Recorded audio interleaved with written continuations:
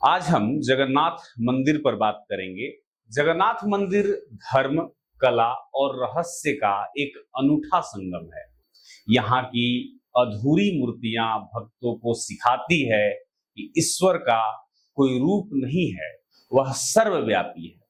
यह मंदिर चार धाम में से एक है। तीन धाम बद्रीनाथ, द्वारिका और रामेश्वरम है और चौथा जो है वो जगन्नाथपुरी है। तो आइए इस मंदिर के निर्माण काल की कहानी को थोड़ा समझते हैं, इतिहास को थोड़ा समझते हैं। जगन्नाथ मंदिर का जो आप वर्तमान स्वरूप देख रहे हैं वह 12वीं शताब्दी में बना और इस मंदिर को बनाने का श्रेय जाता है गंग वंश के राजा अनंत वर्मन चोट गंगदेव को। यह गंग वंश मैसूर के जस्ट बगल में एक साम्राज्य था, उसी के शासक थे, इन्होंने ही इसे बनवाया था। हालांकि इस मंदिर से जुड़ी जो परंपरा है या जो मूल मूर्तियां हैं यहाँ की जिसकी पूजा होती थी, यह अनादिकाल से चला आ रहा है। तो अब इस अनादिकाल से चले आ रहे कहानी को हम समझते हैं कि क्या है इस मंदिर से जुड़ी हुई पौराणिक कथा। इस पौराणिकता को समझ लेंगे तो निश्चित रूप से हमें समझ में आ जाएगा कि इस कहानी की शुरुआत कहाँ से हुई। तो पौराणिक कथा में हम स्कंद पुराण, ब्रह्म पुराण और मत्स्य पुराण का वर्णन करना चाहेंगे। इन पुराणों में जगन्नाथ मंदिर के अद्भुत स्वरूप और रहस्यमयी उत्पत्ति के बारे में बताया गया है। स्कंद पुराण में एक कथा का वर्णन है जिसके माध्यम से आप जगन्नाथ मंदिर के इतिहास को समझ पाएंगे। इसमें लिखा है कि मालवा के एक राजा थे जिसका नाम था इंद्रधुम्न। वे एक विष्णु भक्त थे, विष्णु भगवान के पूजा में बड़ा बिलीव करते थे। एक रात ऐसी घटना हुई कि भगवान विष्णु ने इन्हें स्वप्न में दर्शन दिया और आदेश दिया कि पुरी में जो नीलगिरी पर्वत है उस पर मेरा नील माधव स्वरूप की मूर्ति विराजमान है और वहां पर जाकर तुम मेरा एक मंदिर बनवाओ। राजा सुबह उठे और उठते ही राजा ने तुरंत अपने मंत्री विद्यापति को बुलाया और नील माधव जो मूर्ति है उसको खोजने का आदेश दिया। उसके मंत्री विद्यापति ने पता लगाया कि एक जनजाति है उस पुरी के क्षेत्र में जो सबर जनजाति कही जाती है और यहीं के लोग जो है नील माधव की पूजा करते हैं। अब इस जनजाति का जो मुखिया था उसका नाम था विश्व बसु। विश्व बसु ने विद्यापति को कहा कि चलिए हम आपके साथ चलते हैं और आपको दर्शन कराते हैं। वो उन्हें एक गुफा में ले गया। गुफा में ले जाकर उसने नील माधव का दर्शन करा दिया विद्यापति को। विद्यापति भी बहुत तेज व्यक्ति थे, उन्होंने चालाकी से गुफा का रास्ता याद करने के लिए कुछ राई का बीज लेकर उस रास्ते में बिखेर दिया। अगले दिन जब राजा इंद्रधुम्न उस गुफा में अपने मंत्री विद्यापति के साथ पहुंचे, लेकिन उस जगह पर नील माधव की कोई मूर्ति नहीं थी, वो गायब था। और उसी वक्त एक आकाशवाणी हुई कि मैं दारू लकड़ी को कहा जाता है, लकड़ी के रूप में प्रकट होऊंगा। समुद्र के तट पर एक दिव्य वृक्ष दिखेगा और उसी से आपको मेरी मूर्ति बनानी है। समुद्र तट पर जब ये लोग आए तो विशाल एक नीम का पेड़ प्रकट हुआ दिखाई पड़ा जिसमें से भगवान की आवाज आई और इस बात से समझ में आ गया कि इसी पेड़ के माध्यम से भगवान की मूर्ति बनानी है। राजा ने देव शिल्प कहे जाने वाले विश्वकर्मा को बुलाया अनोखी मूर्ति बनाने के लिए। मूर्ति बनाने के लिए विश्वकर्मा तैयार भी हो गए, लेकिन उन्होंने एक शर्त राजा के सामने रख दी और वह शर्त था कि मैं 21 दिनों तक एकांतवास में काम करूंगा और इस दौरान जहां मैं काम करूंगा उसका दरवाजा कोई नहीं खोलेगा। 14 दिन बाद राजा से अब रहा नहीं गया और उन्होंने उस दरवाजे को खोल दिया। जब दरवाजे को खोला तो देखा उन्होंने कि विश्वकर्मा वहां से गायब थे और मूर्ति अभी अधूरी ही बनी थी, मतलब बिना हाथ पैर वाली मूर्ति वहां पर बनी थी। तभी वहां पर पहुंचने के बाद भगवान की एक आवाज आई कि यही मेरा सच्चा स्वरूप है और कलयुग में मैं इसी रूप में पूजा जाऊंगा। तब से जगन्नाथ बलभद्र जिसका नाम बलराम भी है और सुभद्रा जो इनकी बहन मानी जाती है, इनकी अधूरी मूर्तियों को ही पूजा जाता है। मान्यता ऐसा भी है कि भगवान जगन्नाथ, जगन्नाथ यानी कि कृष्ण, अपनी बहन सुभद्रा को उनके मायके, गुरीचा मंदिर जो कहा जाता है उनका मायके है, ले जाते हैं और इसी ले जाने के क्रम को हम जगन्नाथ रथ यात्रा कहते हैं। यह यात्रा भाई बहन के प्रेम के प्रतीक के रूप में भी देखा जाता है। जगन्नाथ मंदिर से 3 रथ गुंडीचा मंदिर के लिए निकलते हैं और तीनों में एक बलराम का, एक जगन्नाथ का और एक उनकी बहन सुभद्रा का होता है। मान्यता यह है कि गुंडीचा जो जगन्नाथ की माता देवकी थी, उनकी बहन थी। गुंडीचा मतलब उनकी मौसी का नाम हुआ, इसलिए यह स्थान उनके मौसी का घर माना जाता है। रथ यात्रा के दौरान देवता अपने मौसी के घर आनंद पूर्वक समय बिताते हैं और यह तीनों लोग जिसका मैंने आपके सामने जिक्र किया।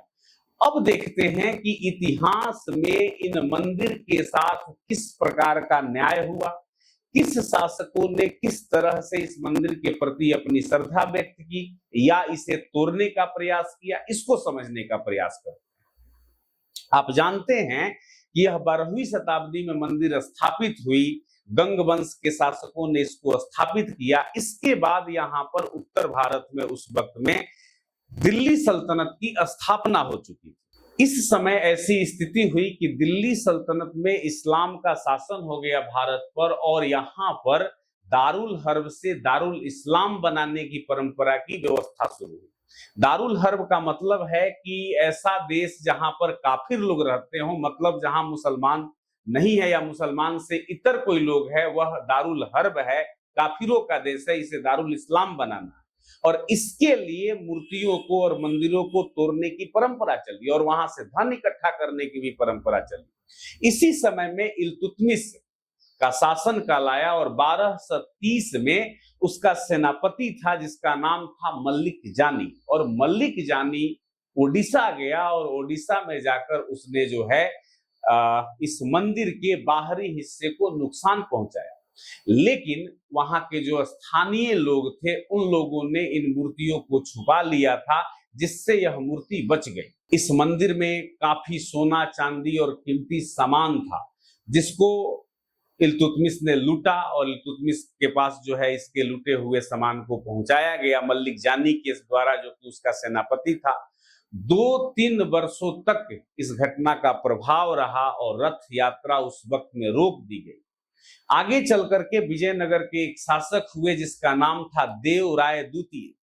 देवराय द्वितीय ने पुरी के जगन्नाथ मंदिर में काफी सोना का चढ़ावा भेजा और रथ यात्रा निकालने के लिए विशेष अनुदान दिया। आगे चल करके भारत पर मुगलों का शासन हुआ और मुगल शासक हुआ अकबर। अकबर कहा जाता है कि लिबरल शासक था। उसने इस व्यवस्था के लिए, मतलब इस मंदिर की देखरेख के लिए सैन्य सुरक्षा प्रदान की और हिंदू शासकों को इस मंदिर का प्रबंधन सौंप दिया। मतलब इस व्यवस्था की देखरेख हिंदू केवल करते थे और रथ यात्रा करने की इसने जो है अनुमति भी दे दी। और ऐसा कहा जाता है कि उदंतिया भी है कि अकबर ने उस महाप्रसाद को भी ग्रहण किया था जो इस रथ यात्रा में चढ़ाया जाता है भगवान को। आगे चलकर मुगल शासन में ही औरंगजेब आया। औरंगजेब ने 1692 में मंदिर पर हमला कर दिया। चूंकि उसकी भी नीति दारुल हर्ब से दारुल इस्लाम की थी, उसने हमले कराए, मंदिर को बंद करने का आदेश दिया गया, किसी तरह से मूर्ति को छिपा लिया गया वहां के स्थानीय लोगों के द्वारा।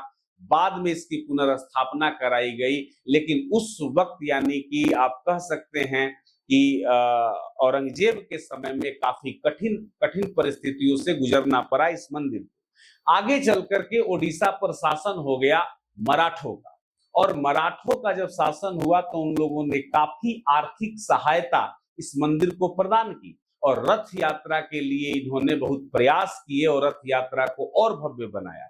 कई प्रकार के अनुष्ठान कराए और फिर से इस मंदिर को पुनर्जीवित करने का प्रयास किया। आगे चलकर इस देश पर अंग्रेजों का शासन आया। अंग्रेजों ने शासन करना शुरू कर दिया। अंग्रेजों के समय में जगन्नाथ मंदिर को धार्मिक रूप से तो निश्चित रूप से स्वतंत्रता प्राप्त थी, लेकिन प्रशासनिक और आर्थिक रूप से इस पर काफी नियंत्रण था। अंग्रेजों के काल में मंदिर की पवित्रता बनी रही, लेकिन कई पारंपरिक प्रथाएं चुनौती का सामना करने लगे। आखिरकार भारत को स्वतंत्रता भी मिली, और जब भारत को स्वतंत्रता मिली तब इस मंदिर को भी पूर्ण स्वायत्तता मिली, यानी कि पूर्ण स्वतंत्रता मिली। जगन्नाथपुरी की रथ यात्रा, जो सदियों से उड़ीसा की सांस्कृतिक आध्यात्मिक पहचान रही है, वह स्वतंत्र भारत में और भी भव्य और व्यवस्थित तरीके से मनाई जाने लगी। तो हम उम्मीद करते हैं कि आप इस पूरी कहानी को समझ गए होंगे। कई विद्वानों ने इस पर कई तर्क दिए हैं।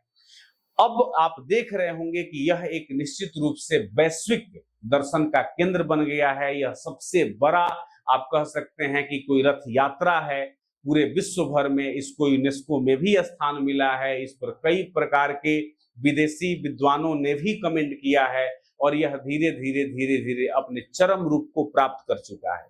लेकिन इसमें कई प्रकार से हादसे होने के भी प्रमाण प्राप्त होते हैं।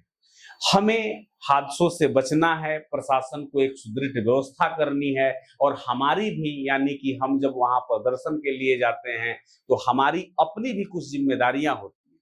निश्चित रूप से जब हम अपने जिम्मेदारियों का पालन नहीं करेंगे, हम एक अच्छा मनुष्य होने का प्रमाण वहां नहीं देंगे, तो हो सकता है कि हम किसी दूसरे के मौत का कारण बन जाए। परिस्थिति यह है कि जब हम कभी दूसरे के मौत का कारण बनते हैं, तो जो कहा गया है कि वहां के दर्शन मात्र से हमें मोक्ष की प्राप्ति हो जाती है, तो मोक्ष की प्राप्ति तो भले ही हमें नहीं होगी, हम नरक में जरूर चले जाएंगे। तो हम सभी जो भी भक्त हैं वहां पर जाएं, तो अराजकता की स्थिति न फैलने दें, वहां दौड़ भाग न करें। जो प्रशासन द्वारा बनाए गए रूल रेगुलेशन है उसको जरूर फॉलो करें। हमारी आस्था निश्चित रूप से मजबूत है, लेकिन इस आस्था में किसी दूसरे का अहित हो तो कहीं ना कहीं यह धार्मिक व्यवस्था पर आपकी सोच का एक खतरा पैदा करता है। आप सभी को बहुत बहुत धन्यवाद। वीडियो अगर आपको अच्छा लगे, समझ में आए, तो आप लाइक सब्सक्राइब जरूर कर दीजिएगा। और अगर आपको इस वीडियो में और भी कुछ जानकारी चाहिए, या नए किसी टॉपिक पे आप चाहते हैं कि मैं वीडियो बनाऊं, तो आप निश्चित रूप से आप कमेंट करके उसमें दे सकते हैं। आपके सामने वह वीडियो मिलेगा। धन्यवाद। Thank you so much.